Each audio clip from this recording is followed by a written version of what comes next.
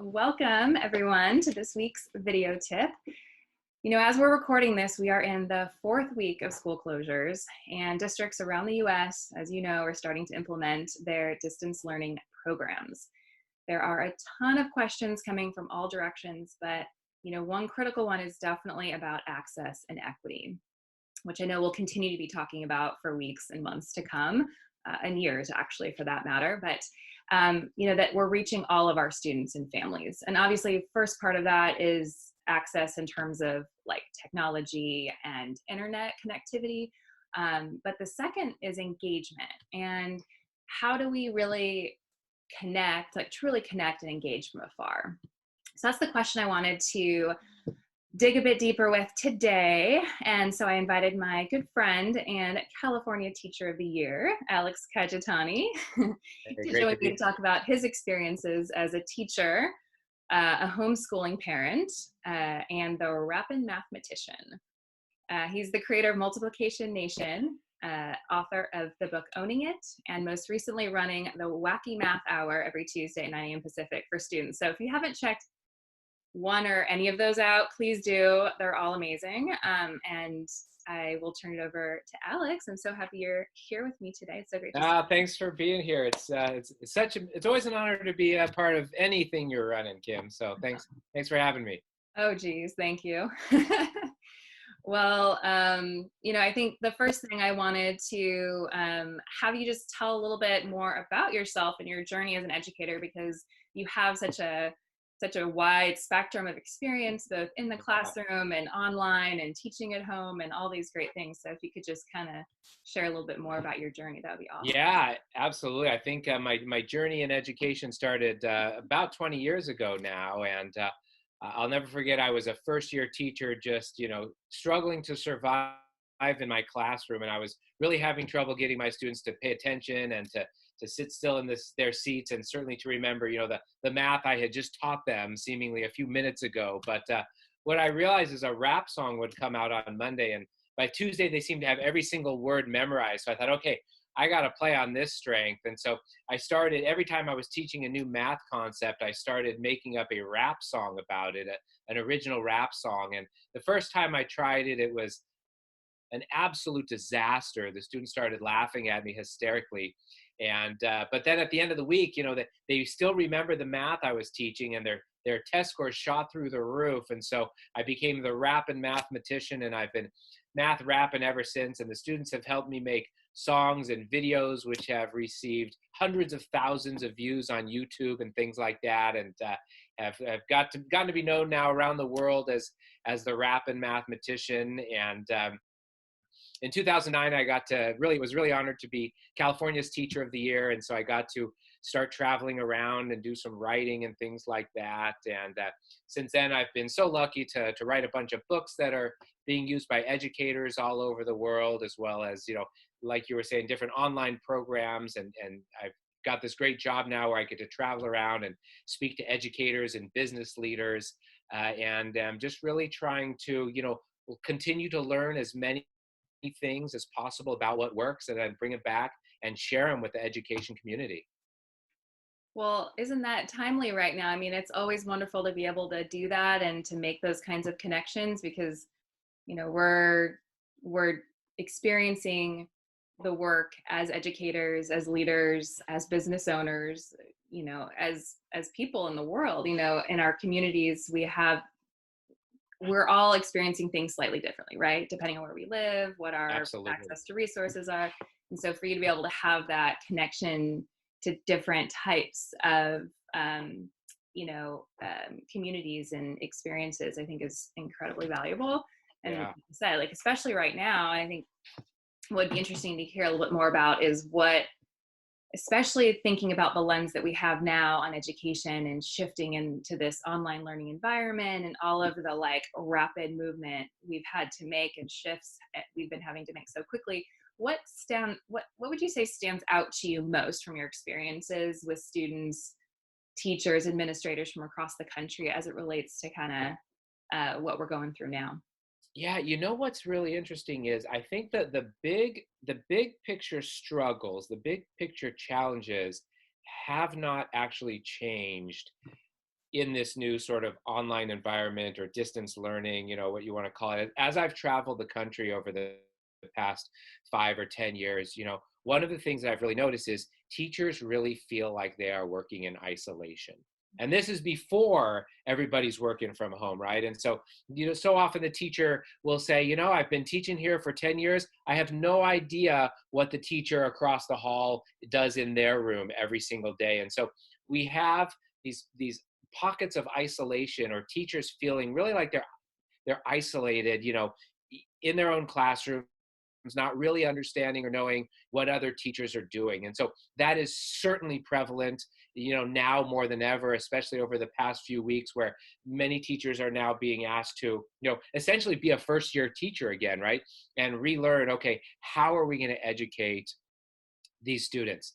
Another issue that I think that teachers have always been challenged by is engagement, and how do we get and keep our students engaged, not just for 5 minutes at a time, but over the course of an entire class period, or even over the course of, an entire day. And then we throw in, how about over the course of the entire day, when we don't even get to have real, in-person contact with them, and they're at home and sometimes don't have the technological capabilities or devices to really have us connect. And so that's been another one. And then, just a lot of teachers have, for many years now, I think, just been feeling overwhelmed with the demands that the job places on them, and trying to stay balanced, both so in a social and emotional world, as well as with just all of the checklists of things that as teachers we've got to get done. And so once again, we find ourselves dealing with that, but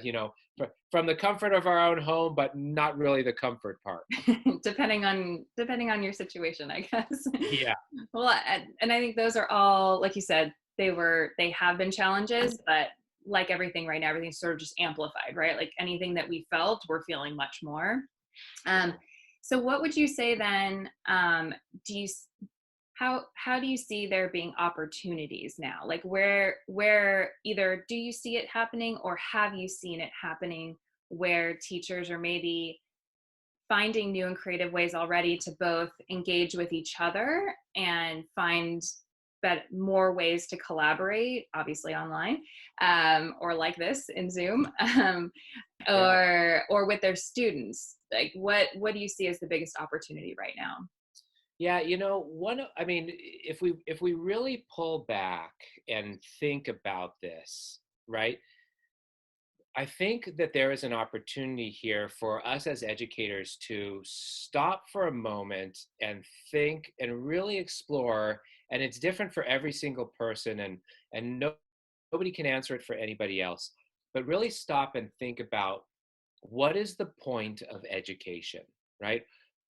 Now more than ever, we have this opportunity to examine and re-examine what is the point of the work that we do all day. And again, one person's answer is going to be completely different, but what is the point of it all? Is it to prepare our students for the workforce? Is it to provide them with a happy childhood? Is it to provide them with skills that they can then use in order to, pursue their dreams? Whatever, each educator has to sort of answer that question for themselves and within themselves and for their students. At the same time, as an educational system, as a country, we've got to at some point come to some sort of agreement as to what that is as well. There's this crazy opportunity that has come up over the past couple of months, where standardized testing isn't happening this year. I mean, no union leader, no politician has ever been able to stop the machine of standardized testing. And, suddenly it has come to a screeching halt. And so when you aren't worried about, I wonder how my kids are going to do on the test, when you aren't worried about, I better, get my standards up on the board and have my essential question, well written, and really hit every single thing that I need to hit. When that pressure is off, as it suddenly is, maybe not suddenly, but as it now is for so many teachers, it gives us an opportunity to really explore why we do the work that we do every day. And so that's kind of the first big opportunity. The second opportunity is to, I think there's this opportunity to give students some choice in their learning. Right now, I know that we can get into issues of equity and access and things like that, but given the situation and given the students who are able to, who we are able to connect with and engage with, this is an opportunity for them to really have some choice. We don't necessarily need to now have every single student reading the same book. We don't need to have every single student, working on the same, math problem or math worksheet kind of thing. But, what if students were able to wake up and read the books that they wanted to read? What if they were able to, take the online classes that they wanted to take? What if they were able to jump into, the art class? I know millions of students are out there doing the art class, right? Or the online art classes and things like that, but really allowing them to explore what is the point of education and what is the point of my education, and how can I sort of have some choice and some say and some control over what it is that I learn. And that's really, I think, the big question and the big opportunity is really thinking about, okay, what's the point of all this? And when I figure out what that is, how can I go out and pursue that? Right. Well, and I know that the learner-centered movement, the personalized learning movement, I mean, there's so many ongoing efforts to support exactly what you're saying. And also what you're saying is that this is, I mean, what better time than now to shine a light on that? And I mean, because that's what it is right now. We don't, um, we need to give students agency, and certainly in this kind of environment. So I think whether or not people are thinking in that way yet, it's going to happen either way, So I think what would be interesting too is to hear, based on some of your experiences, like as a homeschooling parent too, are there some specific things that, like, if we were to give, because this weekly series I do is all based on very like tangible takeaways and tips that we can put to use tomorrow. If there was like a specific tip or like a structure or something that either you use or you've seen that's really effective, that someone could either use as an educator or as a leader guiding their teachers through this transition. Yeah, and that's a great point. And yeah, like you said, so my wife and I, we've been homeschooling our students, our children.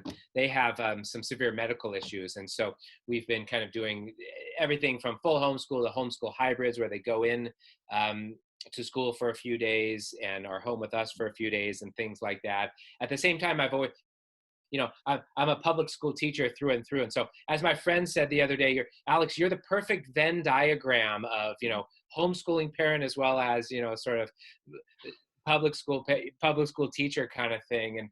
And so, and an online educator too, with and, all of yeah, this, right? So you're the that's perfect spokesperson right now. the three-pronged Venn diagram. Yeah. But, yeah, and one of the things that we've all seen going around on Facebook and social media are these amazing elaborate schedules, right? From 8 to 9 we're going to do this, and from 9 to 9:30 we're going to do this, and from 9:30 to 10 we're going to take a recess, and that sort of stuff. And what we're also seeing is those schedules rapidly falling apart, right? As people are saying, okay, wait a minute, I started with this whole, and some parents can do that, and some teachers can do that, and many cannot, and have trouble with that. And so what I always recommend, or first of all, from a how do I structure my day point of view, always recommend, to design rhythms over routines, right? So to have a rhythm of the day versus a sort of a highly scheduled routine for the day. So perhaps your rhythm for the day is, waking up and reading for an hour. And then after that, we're going to do some of the academic work that maybe your teacher has sent in. But then we're going to eat breakfast, and then we're going to like I said, do maybe it's the packet that the teacher sent, or it's different for everybody depending on what your his teacher is asking of you. But maybe we're going to do that until lunch, and then we're going to have some lunch, but we're going to help make lunch together, things like that. And then we're going to help clean up the house. And maybe in the afternoon, we're going to try to go out for a walk, get some exercise. But to focus on the rhythms of the day as opposed to actually structured routines, I think.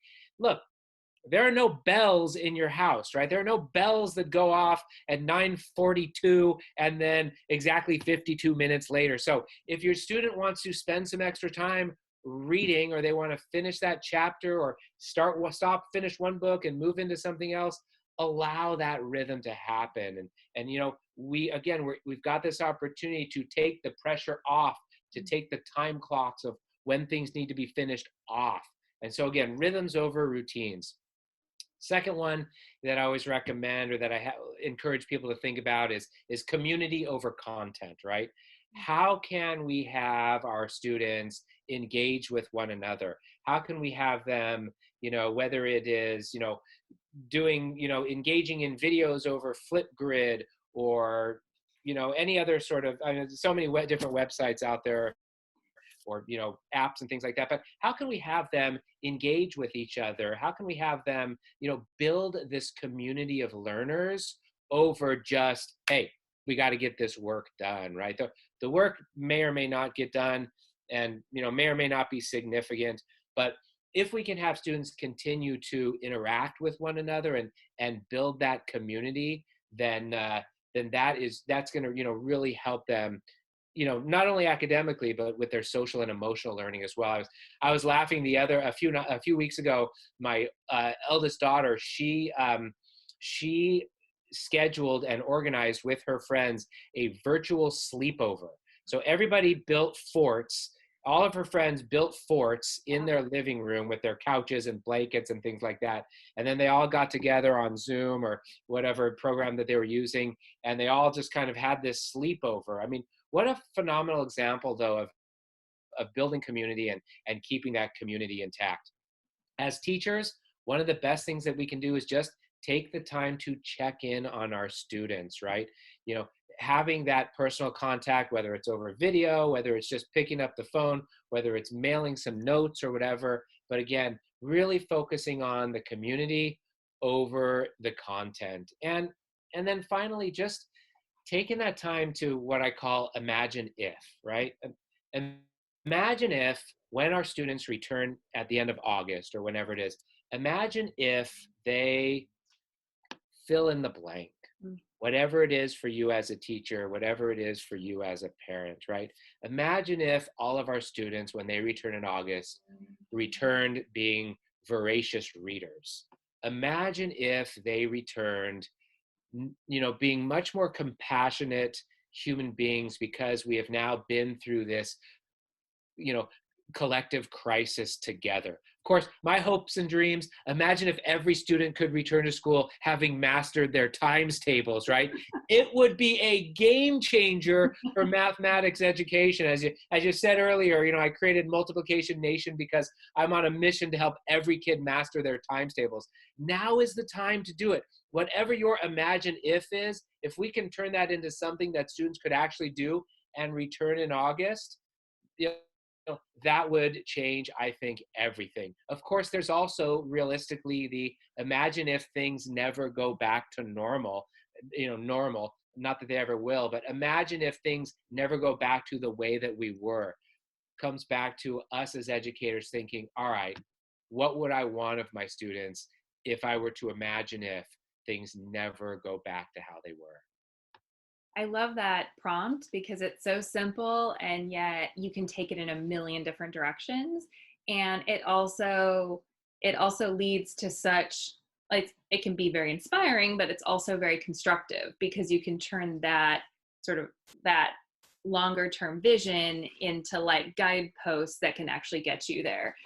So it can help you frame how you approach the content so that you can so that it's open enough and without too much rigid structure to allow for that community building, right? And that flexibility.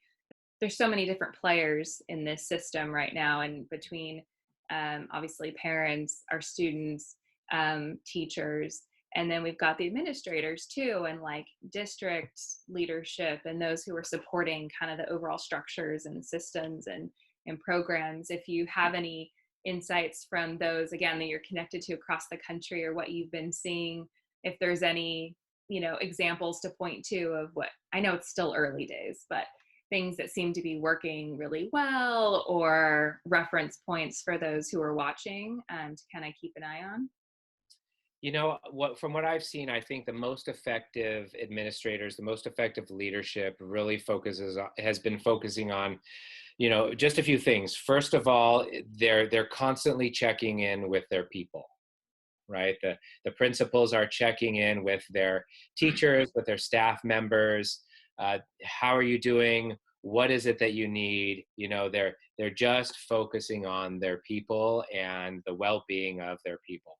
And then I think the second thing that I've seen, which you obviously are the expert on, is just this ability to communicate effectively and simply with the parents, with the community, with the students. The very effective leadership that I see when I'm looking at districts, talking to principals, things like that, is just this ability to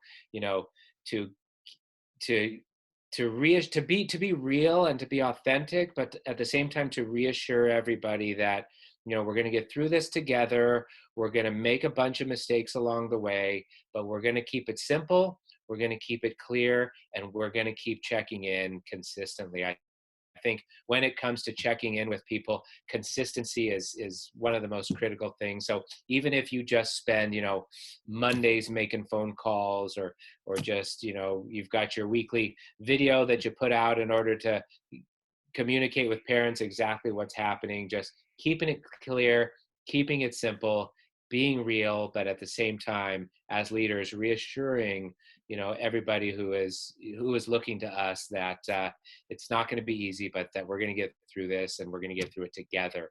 Again, community over content. Because you just launched this wackymathhour.com, I thought maybe you could share a little bit about how that came to be, what you're doing with that, how people, I guess I just gave the website, so that's that.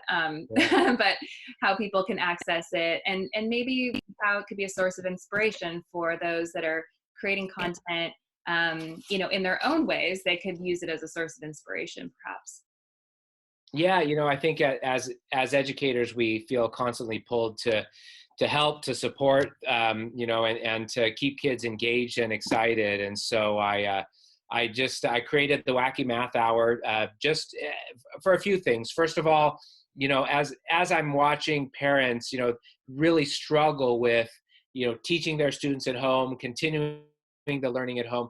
There's that, right? It's a struggle. What I also know is the lowest, sort of the last thing that parents often want to deal with when teaching at home is teaching math at home, right?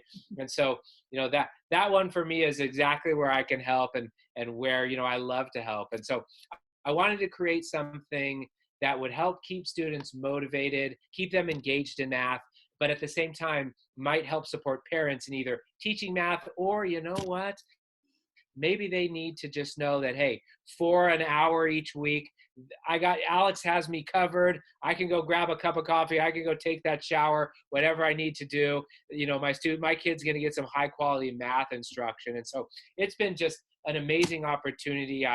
We've had, thousands of parents register their children. It's every Tuesday morning like you said, at 9 a.m.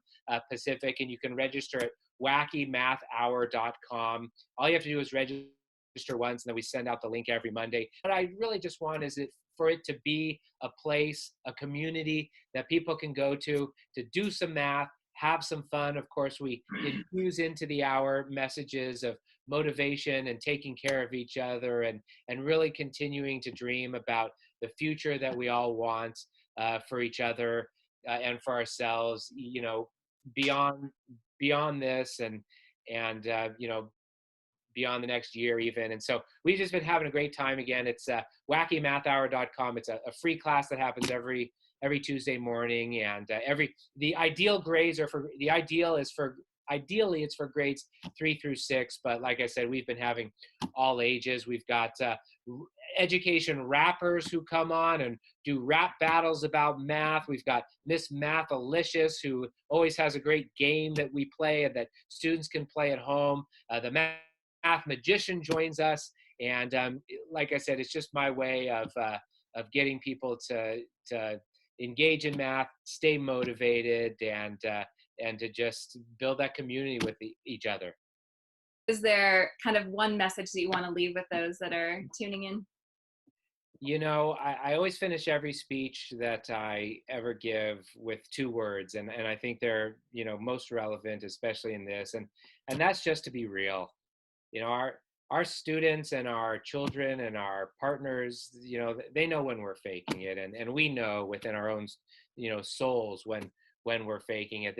This is a tough time. This is a really tough time. Not only is, you know, getting through each day tough, but we don't know how long we're gonna, you know, have to continue to get through each day. And so just being real and being authentic, and, you know, wherever possible, embracing what we're going through, or when we need to cry, crying, when we need to express ourselves, to do that, but to just be real about the challenges that we're facing, the way that we're feeling, and you know, what we can do about it when we can do something.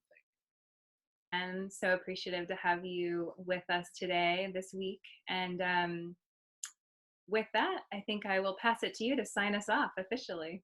All right, sending us out of here, the Rappin Mathematician. So sit back, relax, let out a little smile, because the Rappin Mathematician is the hot new style. And why you looking at me like a teacher can't rap? Yo, I could write rhymes while I'm taking a nap. Mess with me, I'll give you lunch detention. And if you fool around, I'll arrange for your suspension, because you think my rhymes are sweet, or you think they're just a scam, but you would fail my rhymes like you failed your math exam. No need for instruments or radio stations, because I could break it down like order of operations. My favorite sport is surfing. My favorite food is Mex. My favorite thing on weekends is solving for X. Thanks for watching, everybody. Thank you so much, Kim. And you know what? Stay real out there. We'll get through this together. Awesome. Thank you. All right. Talk to you soon. Bye. Bye.